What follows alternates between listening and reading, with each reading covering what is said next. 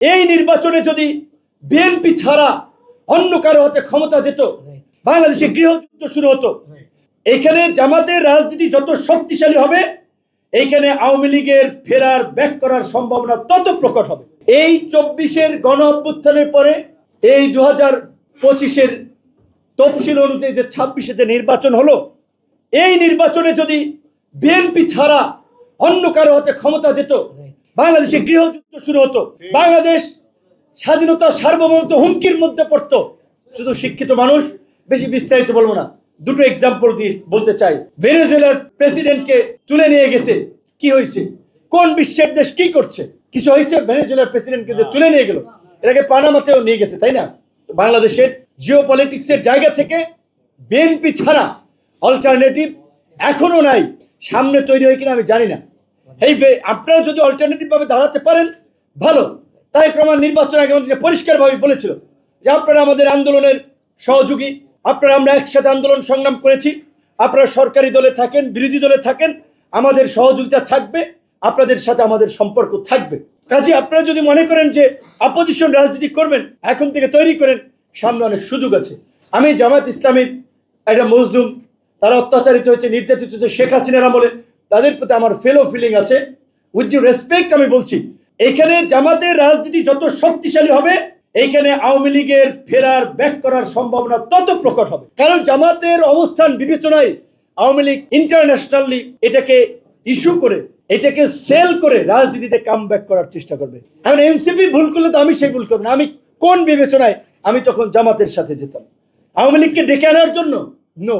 কাজে এইটুকু আমরা বলবো যে নেতৃত্বের প্রতি আস্থা রাখেন, আস্থা থাকতে হবে। আমরা অনেক উত্থান পতন, চড়াই উচ্চাই পরিস্থিতির মধ্যে দিয়ে গিয়েছি, কিন্তু ছোটখাটো সাকসেস হলেও আমরা এখন কিছুটা হলেও সাকসেস হয়েছি, যে একটা জায়গায় এসে দাঁড়িয়েছি। কিন্তু অনেকে ভিডিও বানিয়ে বক্তব্য দিয়ে আমাদের রাজনীতি শেষ করে দেওয়ার হুমকি দিয়েছে, ফু মেরে উড়িয়ে দিবে, এই সেই কত হরেক রকমের কথা। এই যে একটা প্রপাগান্ডা বাহিনী অনলাইনের, যে আমরা দেশে থেকে জীবন দিয়ে হাত ভেঙে পা ভেঙে রাজনীতি করি, আর তারা ভিন দেশে নিরাপদে থেকে আপনার রিফিউজি স্ট্যাটাসে মাসে মাসে ভাতা নিয়ে তারা এইখানে আপনার অমুকের চরিত্রের সার্টিফাই করবে, অমুকে গণতন্ত্রের দেশপ্রেমিক, অমুকে ভালো মানুষ, অমুকে দালাল, অমুকেতে মানুষ এত বোকা না। কাজী সেই জায়গা থেকে আমি এটুকু বলবো, বিভ্রান্তিতে হতাশ হবেন না। আমি যদি একটা এক্সাম্পল আপনাদেরকে বলি, যে আমার ফেসবুকে 2.2 মিলিয়ন ফলোয়ার।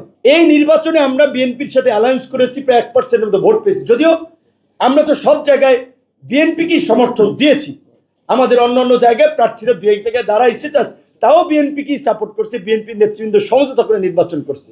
সিঙ্গেল নির্বাচন করে ধরেন 2-3-4% যদি আমরা ভোট পেতাম, তাহলে 2.2 মিলিয়ন ফলোয়ারের মধ্যে ইয়ত বিবেচনায় ধরেন এখানে 20-15% লোক আছে যারা আমাদের রাজনীতি করে, তারা আমাদেরকে ফলো করে, আর 80% কিন্তু একেবারেই কমন পিপল। তার মধ্যে জামাতের সমর্থক, আওয়ামী লীগের সমর্থক, বিএনপির সমর্থক আছে।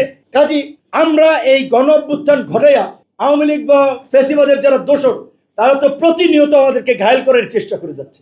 এখন আমি সরকারে আছি বিএনপির সাথে, তাই স্বাভাবিকভাবেই এখানে দেখে যে আমাদের এখন অপোজিশন রাজনীতিতে যারা আছে, যদি একসময় আমরা একসাথেই ছিলাম, একসাথে বলতে এক লাইনেই রাজনীতি করেছি সে সময় ফ্যাসিবাদ হটানোর জন্য, এখন একটা রাজনৈতিক প্রতিযোগিতা আছে, তারা স্বাভাবিকভাবেই নেতিবাচক মন্তব্য করে, বিভ্রান্ত করে মানুষকে ডিমোটিভেট করার চেষ্টা করবে।